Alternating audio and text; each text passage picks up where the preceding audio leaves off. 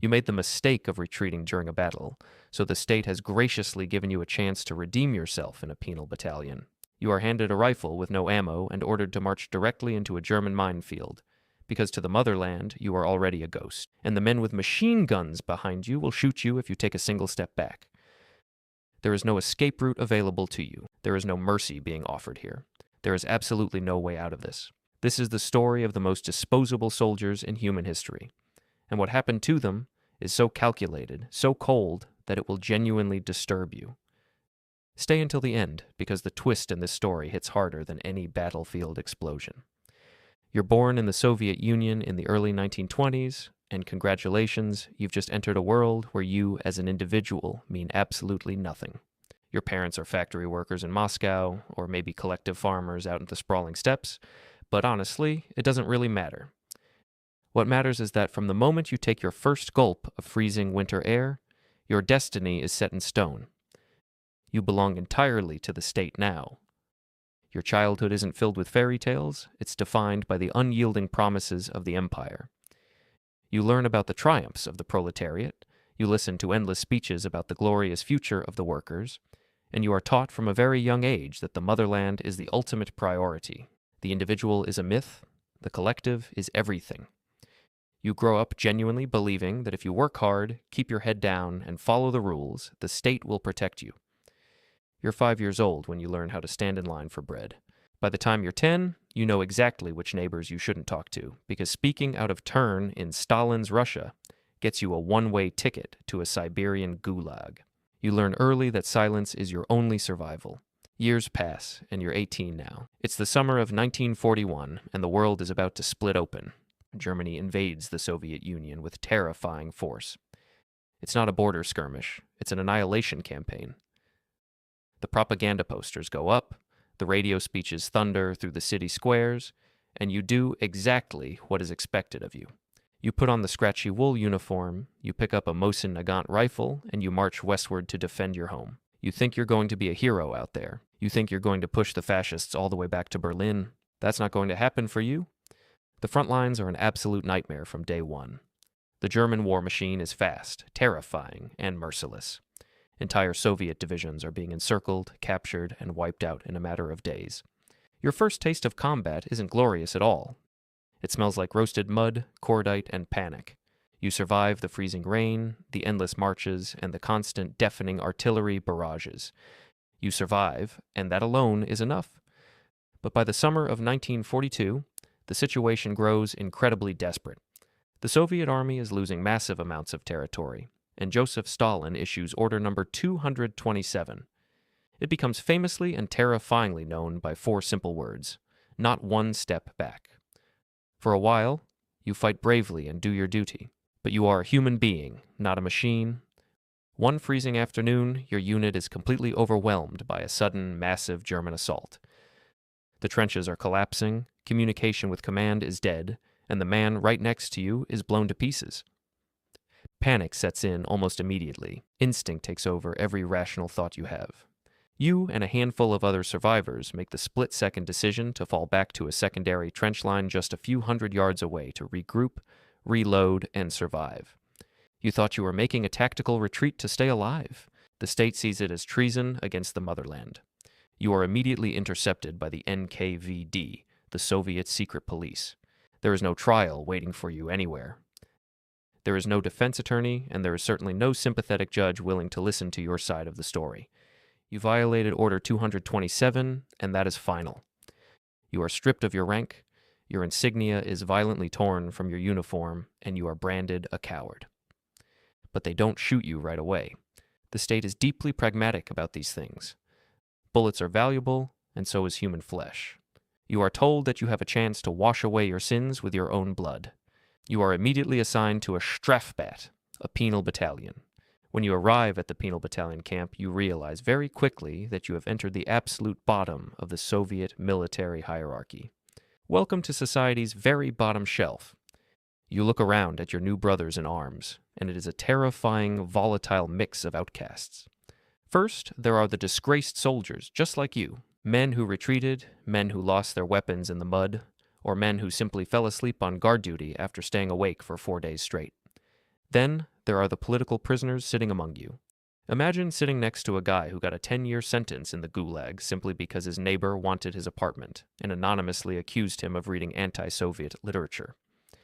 Finally, there are the hardened criminals brought straight out of the brutal Siberian labor camps. We're talking about murderers, thieves, and violent gang members who are offered a choice between freezing to death in a cage or fighting on the front lines.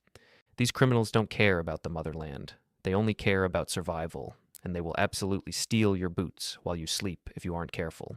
You quickly learn that in a penal battalion, you are no longer considered a person. You are property, and highly disposable property at that. You don't get regular rations like other soldiers. You don't get warm winter coats to survive. You don't get letters from home anymore.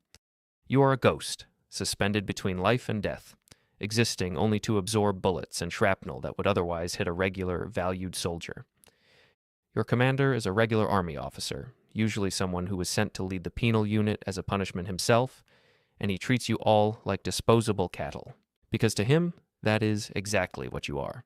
When the orders come down to attack a heavily fortified German position, the regular infantry is held back in the safety of the trenches. The penal battalion is always sent in first. On the day of your first major assault, you line up in the freezing mud. The quartermaster comes down the line handing out weapons. He tosses you a rifle, but he doesn't hand you a single round of ammunition. When you ask for bullets, he just laughs in your face. He tells you to pick them up from the dead guys in front of you. It is in that chilling moment you realize that your actual weapon isn't the wood and steel in your hands. Your weapon is your own body. You are meant to be nothing more than a fleshy distraction for the enemy. The order to advance is given without hesitation. The objective is a German trench line situated across a wide, flat field covered in pristine white snow. But there is a massive, horrific problem ahead. The field is completely and heavily mined. The regular army commanders don't want to waste their precious sappers and engineers clearing the explosives, and they certainly don't want to risk their valuable tanks. So, your commander points to the minefield and tells the penal battalion to march forward. They call you tramplers without any shame. You freeze completely in place. It's a blatant and obvious suicide mission. Marching directly into a minefield is certain death for everyone. You look around at the men next to you, and you see the exact same visceral terror in their eyes. The hardened criminal from Siberia swallows hard and says nothing. The disgraced schoolteacher trembles uncontrollably beside you. Some of the men start to turn around, shaking their heads, dropping their empty rifles, ready to take their chances fighting the commander with their bare hands rather than stepping on a landmine. But when you turn back to look at your own trenches, your blood runs cold instantly. Positioned on the ridge directly behind your unit are the WWII. These are the blocking detachments, the barrier troops.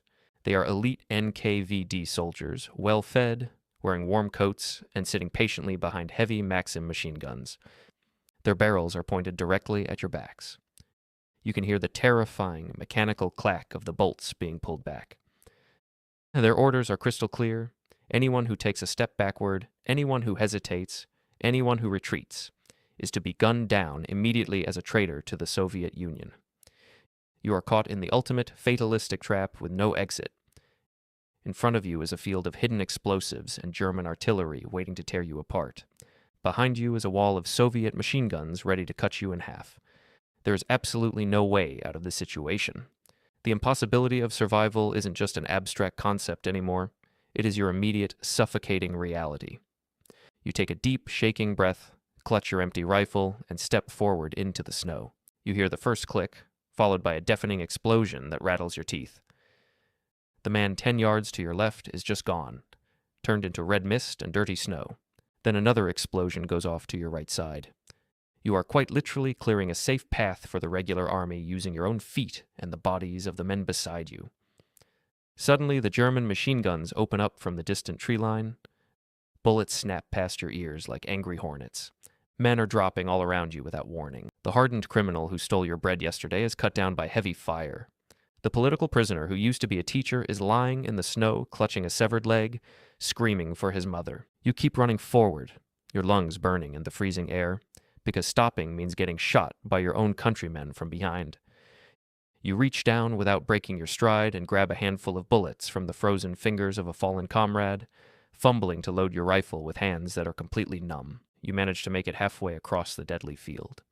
The noise is absolute, disorienting agony all around you.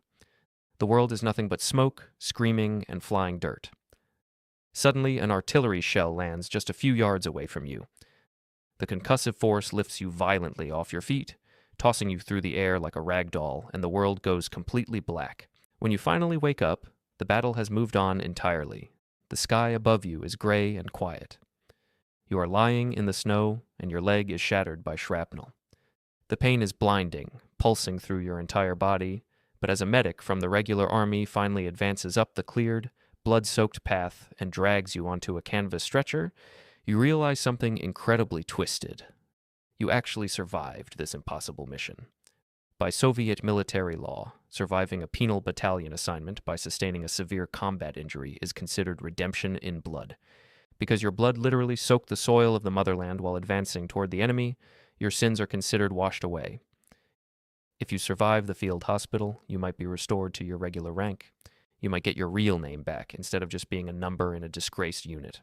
But as you lie on that stretcher, looking back at the hundreds of broken bodies littering the minefield, men who were sent to die simply because they made a mistake, men who were treated as completely disposable gears in a massive, uncaring machine, you know the bleak truth. You might have your rank back, but the state still views you as nothing more than a tool. You are an absolute ghost on the Eastern Front, and the only reason you are still breathing to see another day is pure, blind, indifferent luck. You didn't become a hero out there.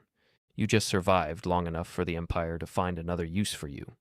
And that, my friends, is the grim, horrific reality of serving in a Soviet penal battalion. It was a brutal system specifically designed to weaponize human desperation, turning human lives into nothing more than sandbags and mine clearers for the sake of the Empire. If you found this deep dive into the darker, fatalistic corners of history fascinating, make sure you smash that like button and subscribe to the channel so you don't miss out on our future videos. I would absolutely love to hear your thoughts down in the comments below. What did you think of the barrier troops positioned behind them? What other bleak historical roles or events do you want me to cover next? Every bit of support helps us keep digging into history's most insane and untold stories.